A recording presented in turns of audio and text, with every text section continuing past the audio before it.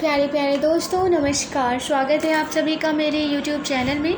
और आज हम लोग NCERT क्लास 11 चैप्टर 9 को पढ़ेंगे। और ये हमारा NCERT का इसमें 3 बुक है और ये ओल्ड NCERT का पार्ट है और सब्जेक्ट है हमारा पॉलिटी। तो चलिए आइए हम लोग स्टार्ट करते हैं अपने इस चैप्टर को। और हमारे चैप्टर का नेम है संविधान एक जीवंत दस्तावेज। इस अध्याय में हम पिछले 69 वर्षों के दौरान संविधान के क्रियान्वयन और भारत सरकार की शासन प्रणाली में उसकी भूमिका पर विचार करेंगे। इस अध्याय को पढ़ने के बाद आप निम्नलिखित बातें जान सकेंगे। भारतीय संविधान को समय की आवश्यकताओं के अनुरूप संशोधित किया जा सकता है। संविधान में कई संशोधन किए जा चुके हैं परंतु इसका मूल स्वरूप नहीं बदला है।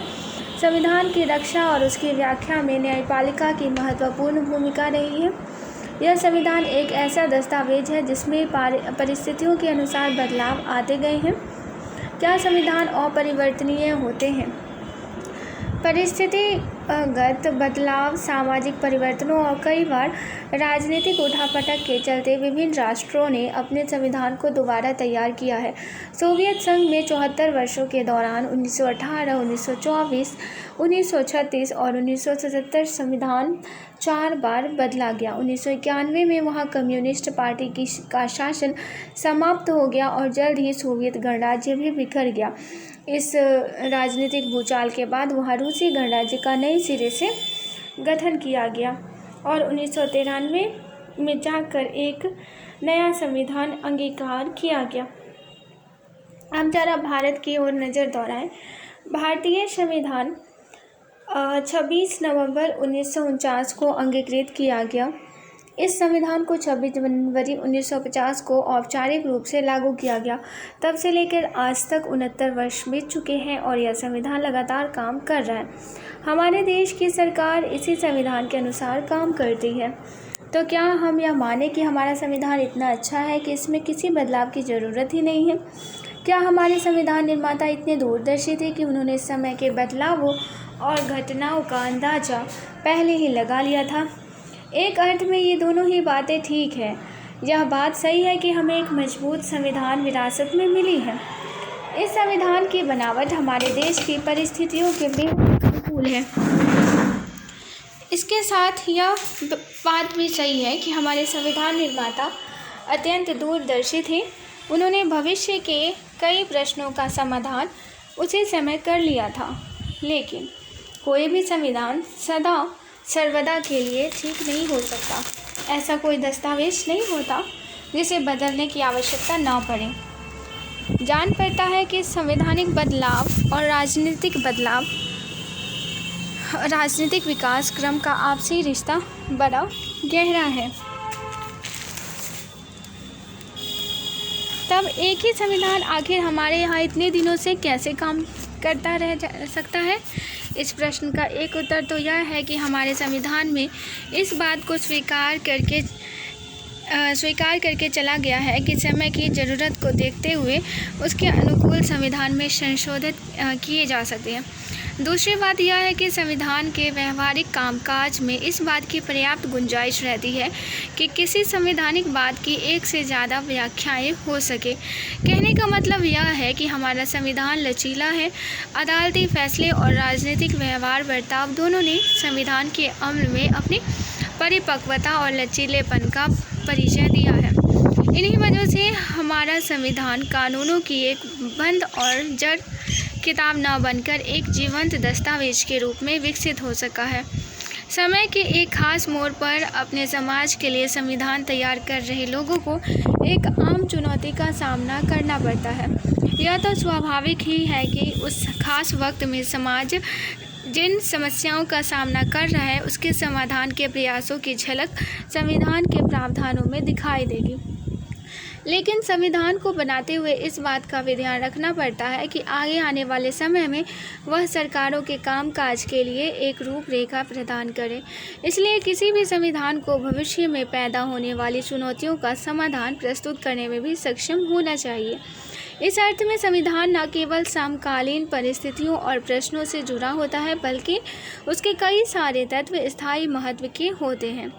अमेरिका का संविधान 200 वर्ष पहले अस्तित्व में आया था। तब से लेकर आज तक उसमें केवल 27 संशोधन किए गए हैं। है ना दिलचस्प की बात। लेकिन इसी के साथ संविधान कोई जड़ और अपरिवर्तनीय दस्तावेज भी नहीं होता। संविधान की रचना मनुष्य ही करते हैं और इस नाते उसमें हमेशा संशोधन, बदलाव और पुनर्विचार की गुंजाइश रहती है। संविधान समाज की इच्छाओं और आकांक्षाओं का प्रतिबिंब होता है। लेकिन इस संबंध में हमें यह बात भी याद रखनी चाहिए कि संविधान समाज को लोकतांत्रिक ढंग से चलाने का एक ढांचा भी होता है। इस दृष्टि से संविधान एक ऐसा उपकरण होता है जिसे समाज खुद अपने लिए गढ़ता है। संविधान की यह दोहरी भूमिका संविधान की हैसियत को लेकर कुछ मुश्किल सवाल खड़े करती है। क्या संविधान इतना पवित्र दस्तावेज होता है कि उसमें कोई बदलाव किया ही नहीं जा सकता? दूसरी तरफ देखें तो यह पूछा जा सकता है कि क्या यह एक इतना आम फहम फैसला है कि उसमें सामान्य कानून की तरह जब चाहे बदलाव किए जा सकते हैं? भारतीय संविधान के निर्माताओं को इस समस्या का आभास था, इसलिए उन्होंने संविधान में एक संतुलन पैदा करने की कोशिश की। उन्होंने संविधान को सामान्य कानून से ऊंचा दर्जा दिया ताकि आने वाली पीढ़ियां उसे सम्मान की दृष्टि से देखें। साथ ही संविधान बनाते समय उन्होंने इस बात का भी ख्याल रखा कि भविष्य में इस दस्तावेज में संशोधन की आवश्यकता पड़ सकती है। संविधान निर्माण की प्रक्रिया के दौरान भी वे इस बात को लेकर सचेत थे कि किसी मुद्दे पर लोगों की राय अलग अलग हो सकती है। वे जानते थे कि जब समाज किसी मत विशेष की ओर ज़्यादा आकृष्ट होगा तब संविधान के प्रावधानों में संशोधन की आवश्यकता महसूस की जाएगी। इसलिए संविधान बनाते समय दोनों बातों का ध्यान रखा गया, यानी उसे पवित्र दस्तावेज मानने के साथ साथ इतना लचीला भी बनाया गया कि उसमें समय की आवश्यकता के अनुरूप यथोचित बदलाव किए जा सके। दूसरे शब्दों में हमारा संविधान कोई जड़ और अपरिवर्तनीय दस्तावेज नहीं है।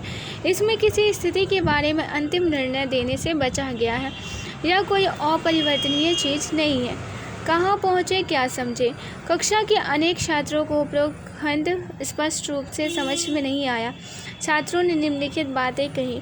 इस बारे में आपकी राय क्या है? संविधान किसी अन्य कानून की तरह ही होता है।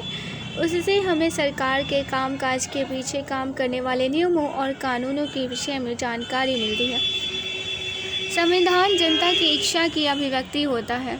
अतः संविधान में एक ऐसा उपबंध किया जाना चाहिए ताकि उसे 10 या 15 वर्षों के बाद बदला जा सके।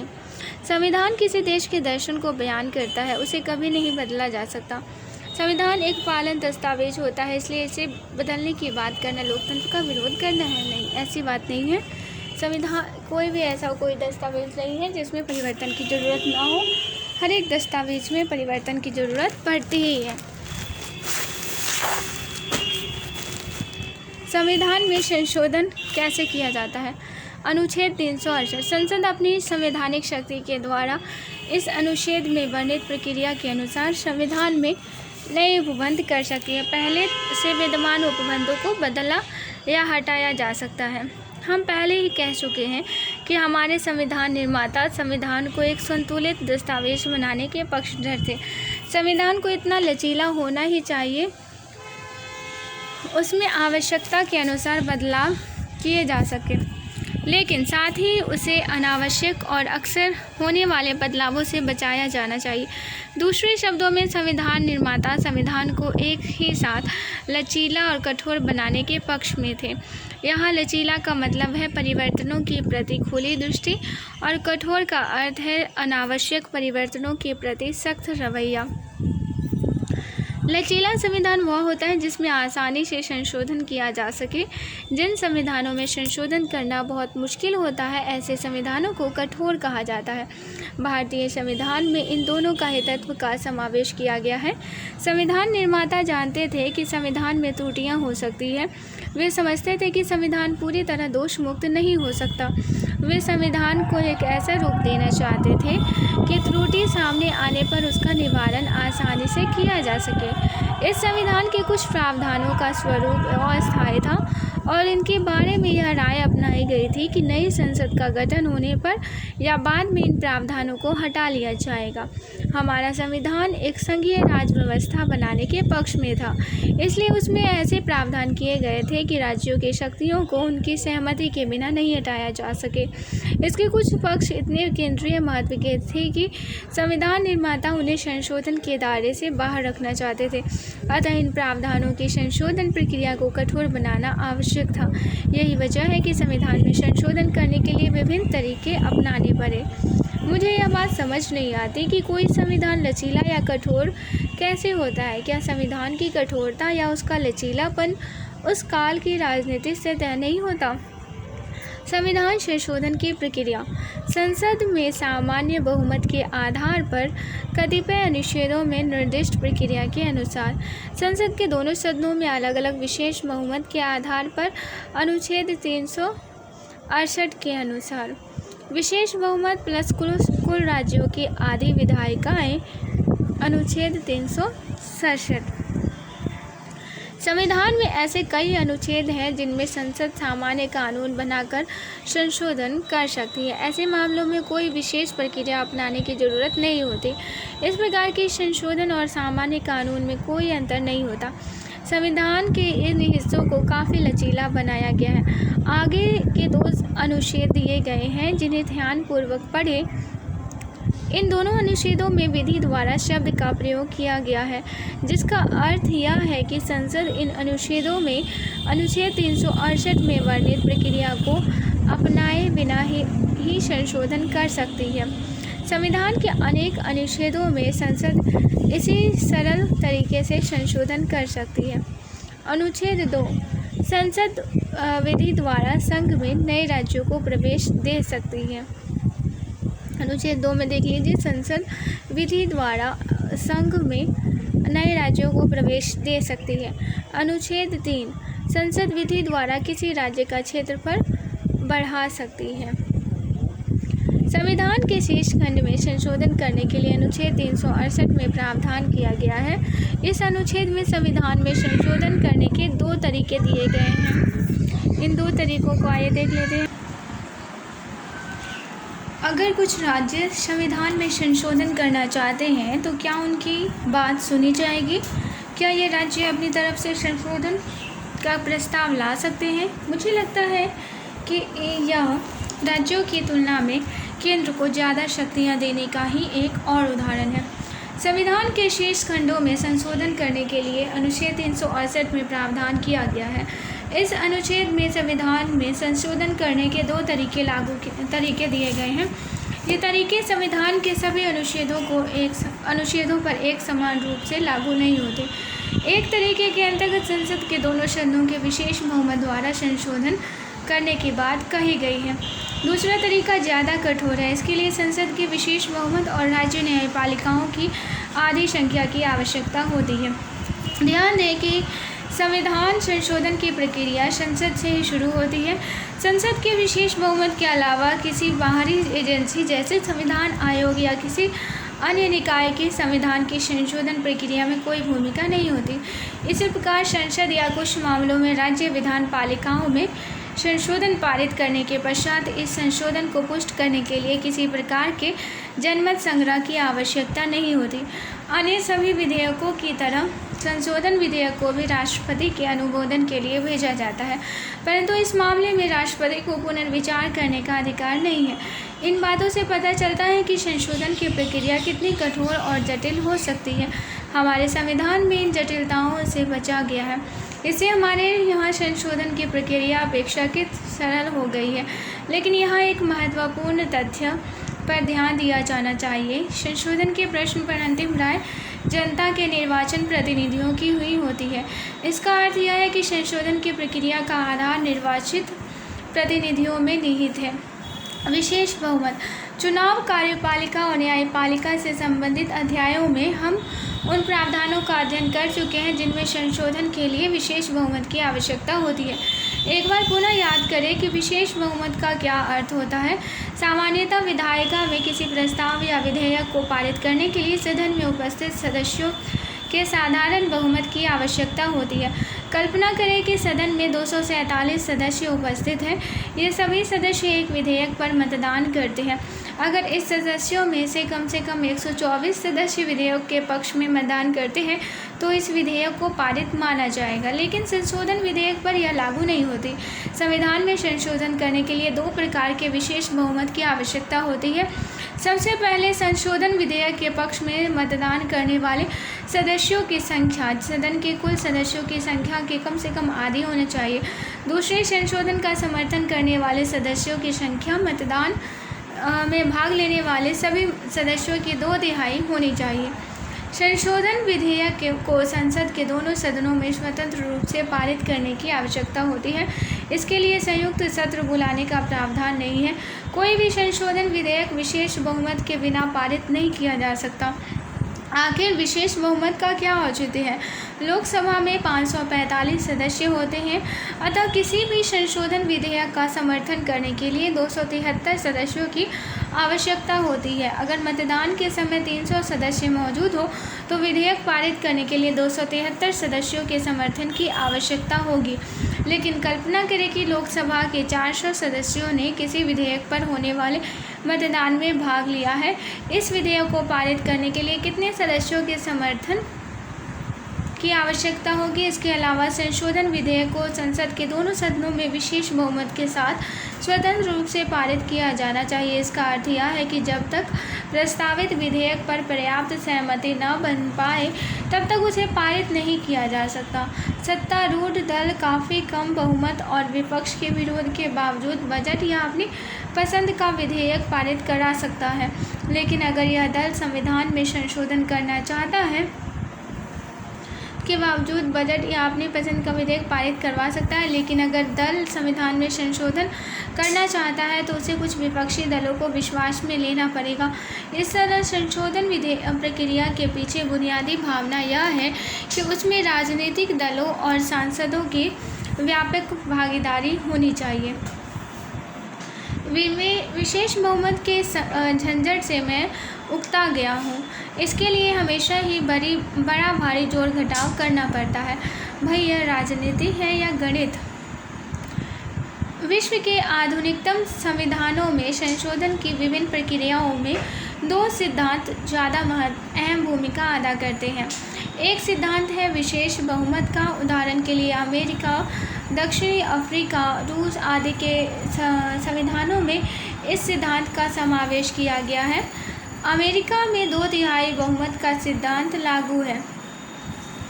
अमेरिका में 2/3 बहुमत का सिद्धांत लागू है, जबकि दक्षिण अफ्रीका और रूस जैसे देशों में 3/4 बहुमत की आवश्यकता होती है।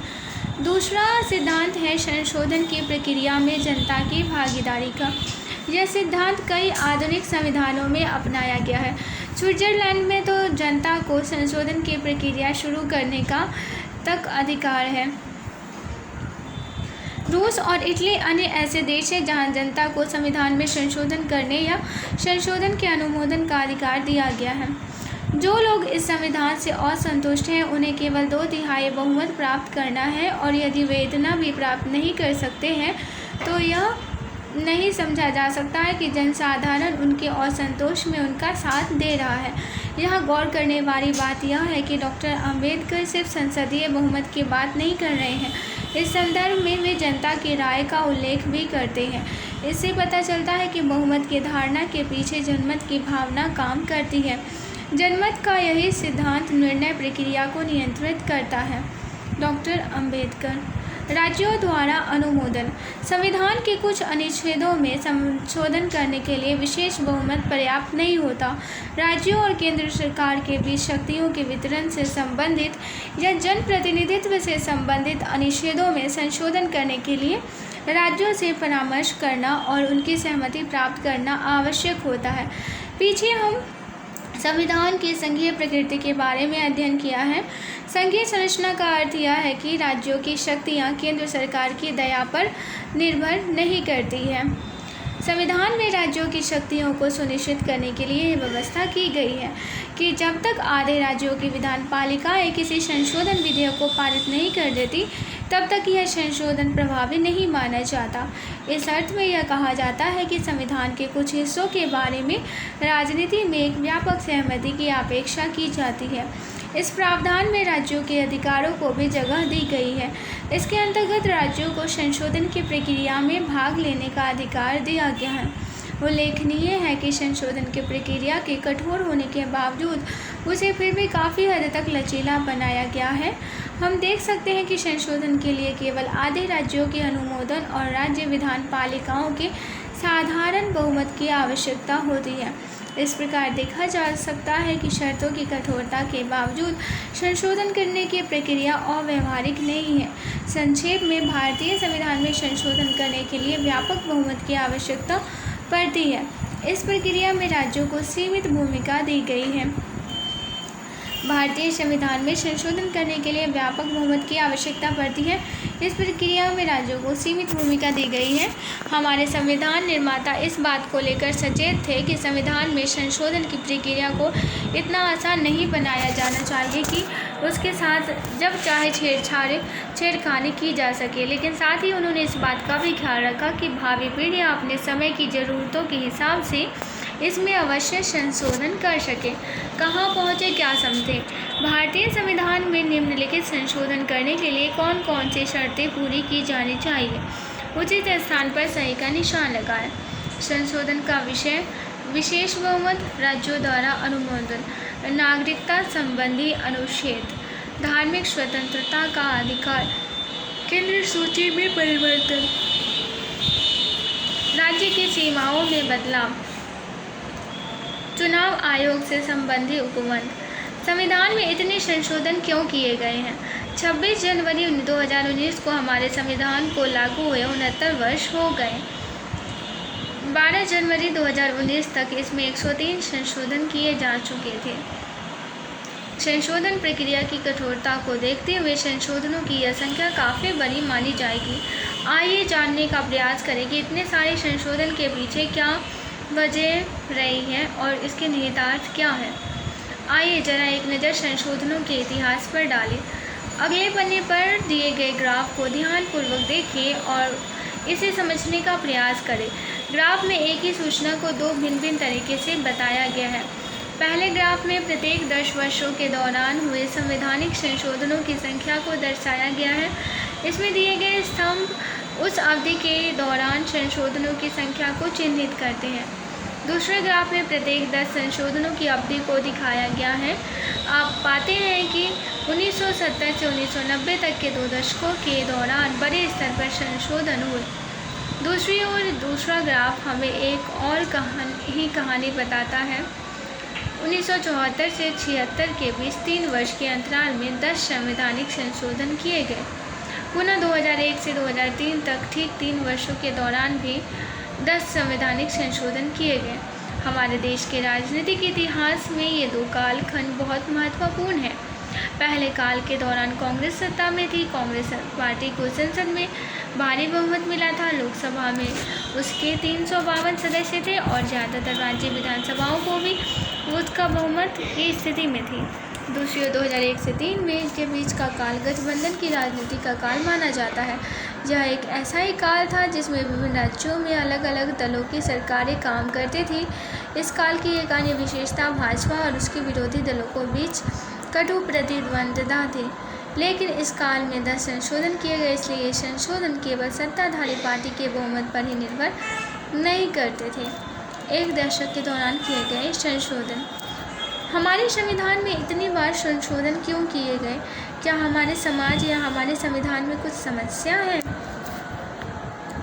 देखिए यहाँ पे 1951 से 60, 61 से 70 में, 71 से 80, 91 से 2001 से 10 और 11 से 18 में कितने ही संशोधन किए गए। यहाँ पे संशोधनों की संख्या को लेकर हमेशा आलोचना होती रही है। यह कहा जाता है कि भारतीय संविधान में बहुत अधिक संशोधन किए गए हैं। बाहरी तौर पर 69 वर्षों की अवधि के दौरान संविधान में 103 संशोधन की अजीब लगती है। लेकिन ऊपर के दोनों ग्राफ देखने से पता चलता है कि इन संशोधनों के पीछे केवल राजनीतिक सोच ही प्रमुख नहीं रही है।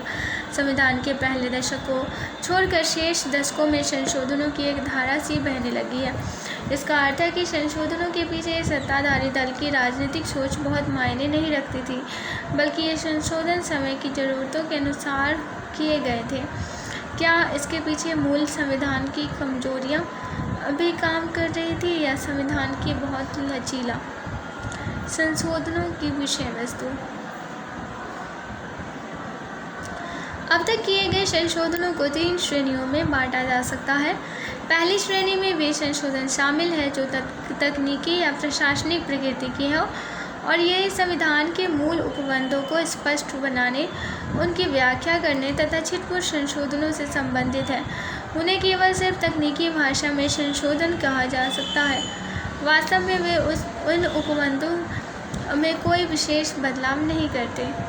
60 उच्च न्यायालय के न्यायाधीशों की सेवानिवृत्ति की आयु सीमा को 60 वर्ष से बढ़ाकर 62 वर्ष 15वां संशोधन करना तथा इसी प्रकार सर्वोच्च न्यायालय के न्यायाधीशों का वेतन बढ़ाने संबंधी संशोधन 54वां संशोधन इसी बात के उदाहरण हैं। एक अन्य उदाहरण के रूप में हम विधायिकाओं में अनुसूचित जाति और जनजाति के लिए सीटों के आरक्षण संबंधी उपबंधों को ले सकते हैं। मूल उपबंध में आरक्षण की बात 10 वर्षों की अवधि के लिए कही गई थी, परंतु इन वर्गों को उचित प्रतिनिधित्व देने के लिए इस अवधि को प्रत्येक 10 वर्ष की समाप्ति पर एक संशोधन द्वारा आगामी 10 वर्षों के लिए बढ़ाना आवश्यक समझा गया। इस संबंध में अब तक 6 संशोधन किए जा चुके हैं, परंतु इन संशोधनों में मूल उपबंधों में कोई अंतर नहीं है। इस प्रकार हम कह सकते हैं कि केवल तकनीकी संशोधन है।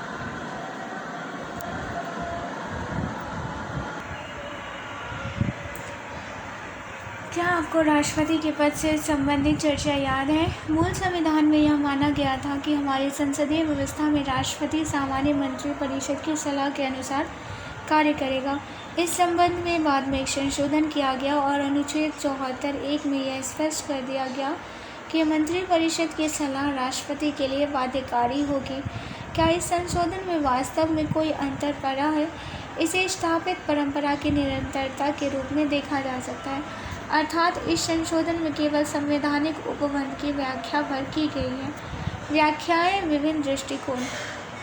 संविधान की व्याख्या को लेकर न्यायपालिका और सरकार के बीच अक्सर मतभेद पैदा होते रहे हैं। संविधान के अनेक संशोधन इन्हीं मतभेदों की उपज के रूप में देखे जा सकते हैं। इस तरह के टकराव पैदा होने पर संसद को संशोधन का सहारा लेकर संविधान की किसी एक व्याख्या को प्रामाणिक सिद्ध करना पड़ता है। प्रजातंत्र में विभिन्न संस्थाएं संविधान और अपनी शक्तियों की अपने अपने तरीके से व्याख्या करती है। यह लोकतांत्रिक व्यवस्था का एक अहम लक्षण है। कई बार संसद इन न्यायिक व्याख्याओं से सहमत नहीं होती और उसे न्यायपालिका के नियमों को नियंत्रित करने के लिए संविधान में संशोधन करना पड़ता है। 1970 से 1975 के दौरान ऐसी अनेक परिस्थितियां पैदा हुई।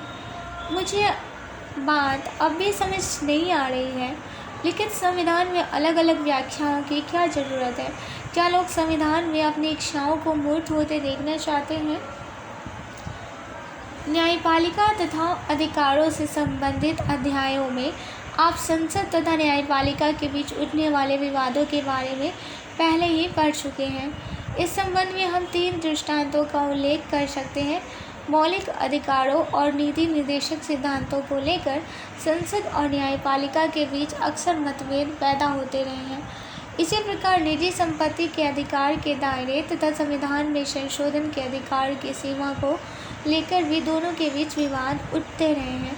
1970 से 1975 के काल में संसद ने न्यायपालिका की प्रतिकूल व्याख्या को निरस्त करते हुए बार बार संशोधन किए। यहाँ यह याद रखा जाना जरूरी होगा कि इस दौर 1970 से 75 में भारतीय राजनीति में अनेक महत्वपूर्ण घटनाएं घटी। इसलिए हमारा संवैधानिक इतिहास पूरे तौर पर इस काल की राजनीति के संदर्भ में ही समझा जा सकता है।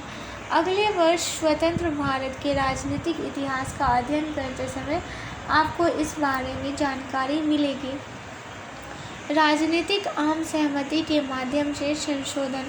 तीसरे, बहुत से संशोधन ऐसे हैं जिन्हें राजनीतिक दलों की आपसी सहमति का परिणाम माना जा सकता है। एक अर्थ में कहा जा सकता है कि ये संशोधन तत्कालीन राजनीतिक दर्शन और समाज की आकांक्षाओं को समाहित करने के लिए किए गए थे। वास्तव में 1984 के बाद किए गए अनेक संशोधन इसी श्रेणी में रखे जा सकते हैं। यहाँ एक बार पुनः पिछले प्रश्न को याद करें। गठबंधन सरकारों के बावजूद इतने संशोधन किए गए हैं।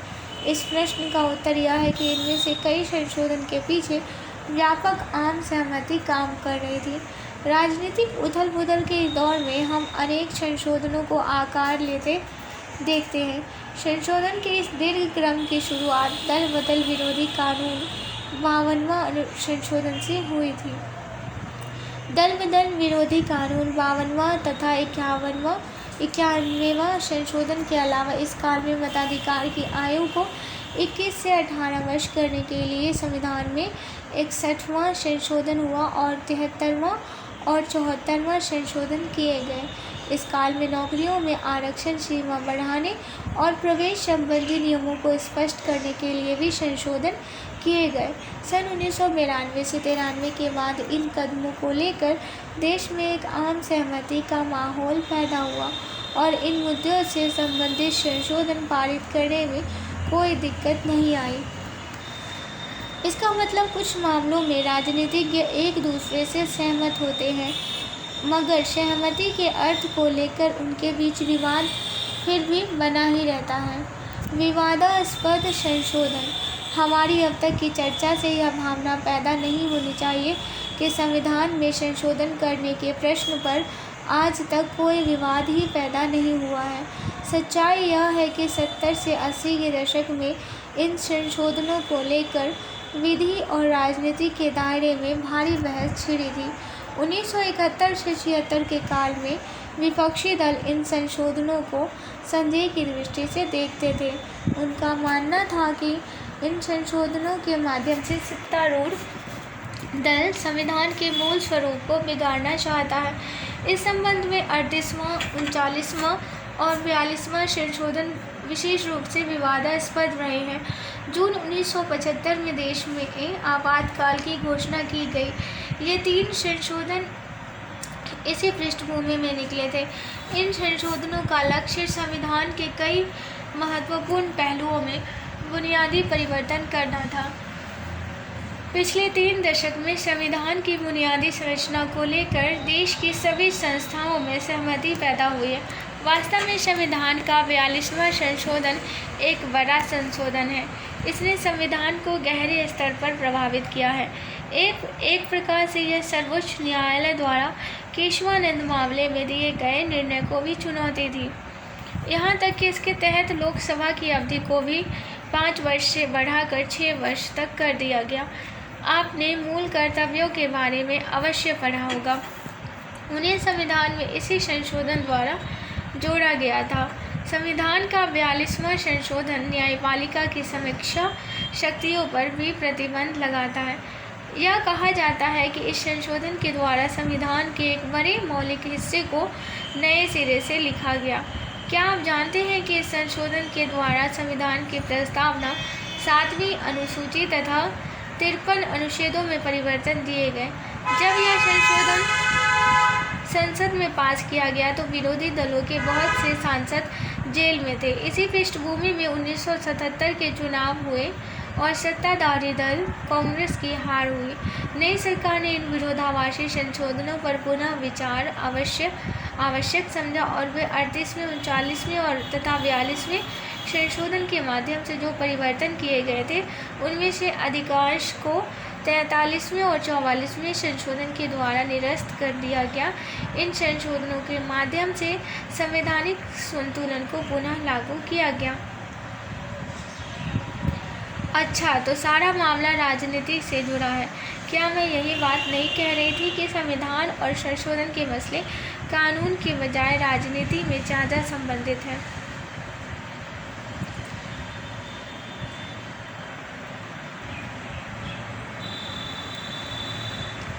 शिक्षा के अधिकार आरटीई और वस्तु एवं सेवा कर जीएसटी संबंधी संशोधनों को देखें। आप इनके महत्व के बारे में क्या सोचते हैं? संविधान की मूल संरचना तथा उसका विकास।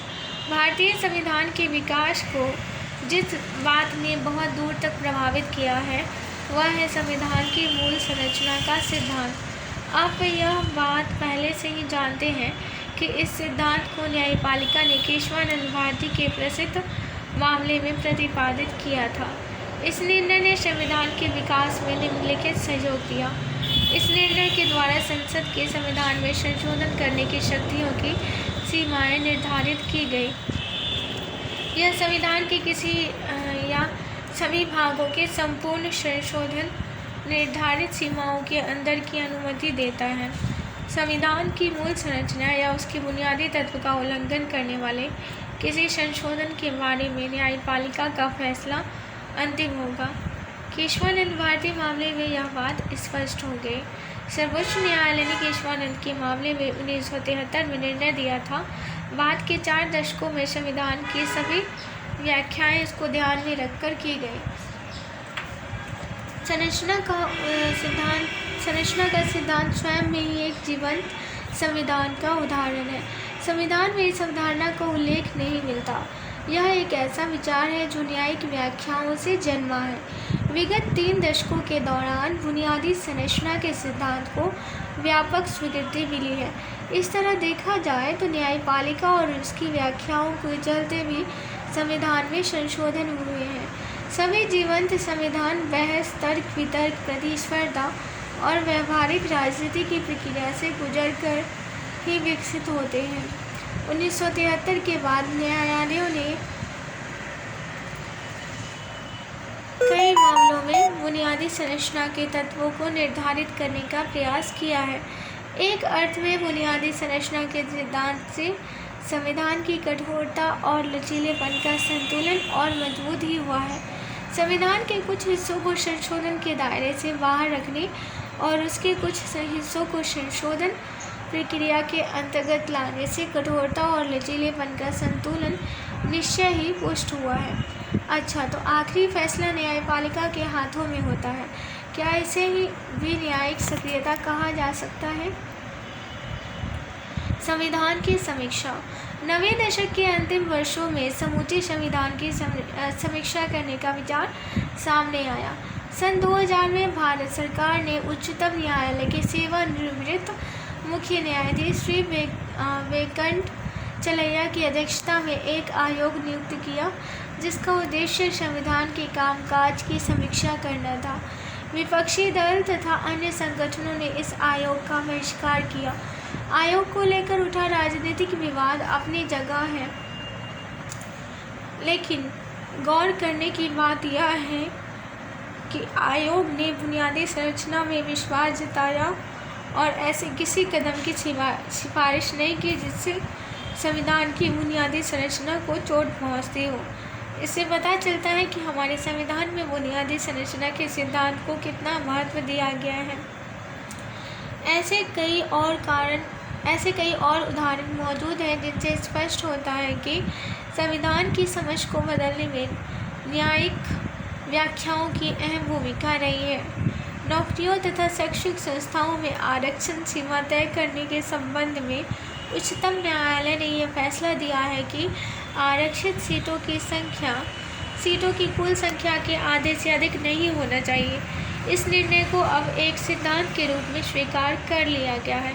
इसी प्रकार अन्य पिछड़े वर्गों को आरक्षण नीति के अंतर्गत स्थान देते हुए उच्चतम न्यायालय ने क्रीमी लेयर का विचार सामने रखा और यह फैसला दिया कि इस श्रेणी में संबंधित व्यक्तियों को आरक्षण के लिए लाभ नहीं मिलने चाहिए। इसी तरह न्यायपालिका ने शिक्षा, जीवन, स्वतंत्रता और अल्पसंख्यक समुदायों की संस्थाओं की स्थापना और उनके प्रबंधन के अधिकारों के उपबंध में अनौपचारिक रूप से कई संशोधन किए हैं। इन उदाहरणों से स्पष्ट होता है कि न्यायालय के आदेशों की भी संविधान के विकास में महत्वपूर्ण भूमिका होती है। यह बात पूरी तरह गलत है। पहले तो आप कहते हैं कि संशोधन के लिए सहमति जरूरी है, लेकिन हम देखते हैं कि न्यायाधीश संविधान के समूचे अर्थ को ही बदल डालते हैं। कहाँ पहुँचे, क्या समझे, बताएं कि निम्नलिखित वाक्य सही है या गलत। बुनियादी ढांचे को लेकर दिए गए फैसले के बाद संसद को संविधान में संशोधन करने का अधिकार नहीं रह गया। सर्वोच्च न्यायालय ने हमारे संविधान के बुनियादी तत्वों की एक सूची तैयार की है। इस सूची को बदला नहीं जा सकता। न्यायालय को इस बात का फैसला करने का अधिकार है कि किसी संशोधन से बुनियादी संरचना का उल्लंघन होता है या नहीं। केशवानंद भारती मामले के बाद यह तय हो चुका है कि संसद संविधान में किस सीमा तक संशोधन कर सकती है। संविधान एक जीवंत दस्तावेज। हमने संविधान को एक जीवंत दस्तावेज माना है। इसका क्या अर्थ है? लगभग एक जीवित प्राणी की तरह यह दस्तावेज समय समय पर पैदा होने वाली परिस्थितियों के अनुरूप कार्य करता है। जीवंत प्राणी की तरह ही यह अनुभव से सीखता है। वास्तव में यह उस पहेली का उत्तर है जिसका जिक्र हमने शुरुआती में संविधान के टिकाऊपन के बारे में किया था। समाज में इतने सारे परिवर्तन होने के बाद भी हमारा संविधान अपनी गतिशीलता, व्याख्याओं के खुलेपन और बदलती परिस्थितियों के अनुसार परिवर्तनशीलता की विशेषताओं के कारण प्रभावशाली रूप से कार्य कर रही है।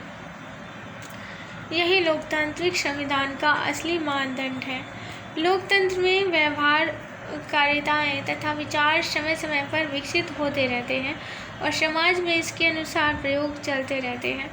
कोई भी संविधान जो प्रजातंत्र को समर्थ बनाता है और नए प्रयोगों के विकास का रास्ता खोले, वह केवल टिकाऊ ही नहीं होता बल्कि अपने नागरिकों के बीच सम्मान का पात्र भी होता है। महत्वपूर्ण सवाल यह है कि क्या संविधान खुद का और लोकतंत्र का संरक्षण करने में सक्षम है। पिछले 100 दशकों के दौरान देश की राजनीतिक तथा संवैधानिक विकास के मामले में बहुत ही महत्वपूर्ण परिस्थितियां पैदा हुई। इस अध्याय में हम उनमें से कुछ परिस्थितियों का उल्लेख कर चुके हैं। 1950 से संवैधानिक तथा वैधानिक मुद्दों के बारे में बार बार सामने आने वाला सबसे गंभीर प्रश्न संसद की सर्वोच्चता का था। संसदीय लोकतंत्र में संसद देश की जनता का प्रतिनिधित्व करती है और इसलिए ऐसा माना जाता है कि कार्यपालिका तथा न्यायपालिका पर इसको वरीयता प्राप्त है। इसी प्रकार संविधान में सरकार के अन्य घटकों को भी शक्तियाँ प्रदान की गई है। इसलिए यह अपेक्षा की जाती है कि संसद की सर्वोच्चता इस ढांचे के अंतर्गत ही हो। प्रजातंत्र का अर्थ केवल वोट तथा जनप्रतिनिधियों तक ही सीमित नहीं है। प्रजातंत्र का अर्थ विकासशील संस्थाओं से है और इनके माध्यम से ही वह कार्य करता है। सभी राजनीतिक संस्थाओं को लोगों के प्रति उत्तरदायी होना चाहिए और दोनों को एक दूसरे के साथ मिलकर चलना चाहिए। हाँ, मैं समझ गई, यह कुछ सी 100 झूले की तरह है। क्या इसे रस्साकसी कहना ज़्यादा उचित होगा? न्यायपालिका का योगदान। न्यायपालिका तथा संसद के विवाद के दौरान संसद का मानना था कि उसके पास गरीब, पिछड़े तथा असहाय लोगों के हितों की रक्षा के लिए कानून बनाने की शक्ति मौजूद है।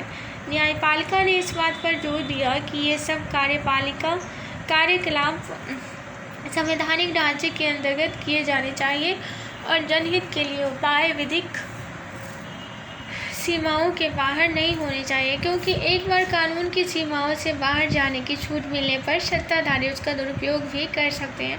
प्रजातंत्र में जितना महत्व जन कल्याण को दिया जाता है, उतना ही ध्यान इस बात पर देना पड़ता है कि सत्ता का दुरुपयोग न होने पाए।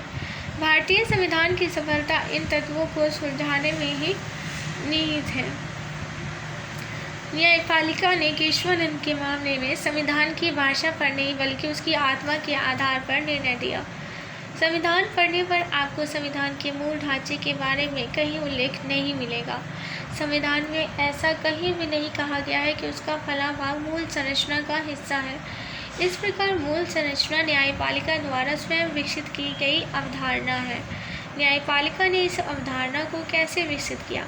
पिछले 4 दशकों के दौरान अन्य संस्थाओं ने इसे किस प्रकार अपनाया है। यहीं आकर हमें शब्द और भावना के बीच का अंतर पता चलता है। न्यायपालिका का मानना है कि किसी दस्तावेज को पढ़ते समय हमें उसके निहितार्थ पर ध्यान देना चाहिए। कानून की भाषा की अपेक्षा उस कानून या दस्तावेज के पीछे काम करने वाली सामाजिक परिस्थितियों तथा अपेक्षाएं अधिक महत्वपूर्ण होती हैं। इसलिए न्यायालय ने संविधान की मूल संरचना पर विशेष ध्यान दिया, क्योंकि इसके बिना संविधान की कल्पना ही नहीं की जा सकती। बिल्कुल ठीक, अगर अधिकार न हो और चुनाव न कराए जाएं, तो संविधान का कोई खास मतलब नहीं रह जाता, और अगर जनता खुशहाल ना हो तो अधिकार और चुनाव बेमानी हो जाते हैं। क्या संविधान की मूल भावना का अर्थ यही है? राजनीतिज्ञों की परिपक्वता। उपयुक्त अनुच्छेद में कार्यपालिका के बारे में की गई हमारी चर्चा से एक और तथ्य उजागर होती है। 1967 से 1973 के दौरान पैदा हुए कटु विरोधाभासों के दौर में संसद तथा कार्यपालिका ने एक संतुलित तथा दीर्घकालीन समाधान की आवश्यकता को महसूस किया। केशवानंद के मामले में सर्वोच्च न्यायालय के निर्णय के बाद न्यायालय द्वारा इस पर पुनर्विचार करने के प्रयास किए गए। जब ये सारे प्रयास विफल रहे तो 42वां संशोधन किया गया और संसद की सर्वोच्चता स्थापित की गई। लेकिन मिनर्वा मिल प्रकरण 1980 में न्यायालय ने अपने पहले लिए गए निर्णय को पुनः दोहराया। इसलिए केशवानंद मामले में निर्णय दिए जाने के 4 दशकों के बाद भी संविधान की व्याख्या में इस निर्णय ने सर्वाधिक महत्वपूर्ण भूमिका अदा की। राजनीतिक दलों, राजनेताओं, सरकार तथा संसद ने भी मूल संरचना के संवेदनशील विचार को स्वीकृति प्रदान की। यद्यपि संविधान की समीक्षा की बात चलती रही, लेकिन यह प्रक्रिया संविधान की मूल संरचना के सिद्धांत द्वारा निर्धारित सीमाओं के परे नहीं की जा सकती। संविधान का निर्माण करते समय भारत के नेताओं और जनता के सामने एक साझे भविष्य की तस्वीर थी। नेहरू ने स्वतंत्रता के अवसर पर दिए गए एक प्रसिद्ध भाषण में इस सामूहिक स्वप्न को भाग्य के साथ करार बताया था। संविधान सभा के सदस्य भी इसी आदर्श अर्थात व्यक्ति की गरिमा और आज़ादी, सामाजिक आर्थिक समानता, जनता की खुशहाली और राष्ट्रीय एकता में विश्वास करते थे। यह आदर्श आज भी धूमिल नहीं पड़ा है। यही कारण है कि आधी सदी गुजर जाने के बाद भी लोग संविधान का सम्मान करते हैं और उसे महत्व देते हैं। जनता की चेतना को निर्देशित करने वाले ये बुनियादी मूल्य आज भी उतने ही कारगर हैं। बिल्कुल ठीक, अगर अधिकार न हो और चुनाव ना कराए जाएं तो संविधान का कोई औचित्य मतलब नहीं रह जाएगा, और अगर जनता खुशहाल ना हो तो अधिकार और चुनाव बेमानी हो जाते हैं। क्या संविधान की मूल भावना का अर्थ यही है? हमें यह बात भी नहीं भूलनी चाहिए कि कई बार राजनीतिज्ञ अपरिपक्वता का व्यवहार करते हैं। क्या ऐसे मामलों का जिक्र करना जरूरी है? संविधान सभा में भी कई सदस्य ऐसे थे जो इस संविधान को भारतीय परिस्थितियों के अनुकूल नहीं मानते थे। यह संविधान जिन आदर्शों पर आधारित है उनका भारत की आत्मा से कोई संबंध नहीं है। यह संविधान यहाँ की परिस्थितियों में कार्य नहीं कर पाएगा और लागू होने के गुस्से में बाद ही ठप हो जाएगा। ये लक्ष्मी नारायण साहू ने कहा था 1949 में।